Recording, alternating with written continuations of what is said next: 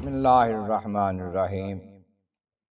بخاری شریف کی حدیث پاک ہے، ان ابی ہریرہ رضی اللہ تعالیٰ عنہ، جناب ابی ہریرہ رضی اللہ تعالیٰ عنہ سے روایت قال، وہ فرماتے ہیں سمعت رسول اللہ صلی اللہ تعالیٰ علیہ وسلم، میں نے جناب رسول کریم رحمت عالمین صلی اللہ علیہ وسلم سے سنا، یقول، آپ فرماتے تھے واللہ، اللہ کی قسم، انی لاستغفر اللہ واتوب الیہ، میں اللہ تعالیٰ سے بخشش کی دعا مانگتا ہوں، توبہ کرتا ہوں اس کی بارگاہ میں، فی الیوم، ہر روز، اکثر من 70 مرتين، 70 بار سے زیادہ مرتبہ۔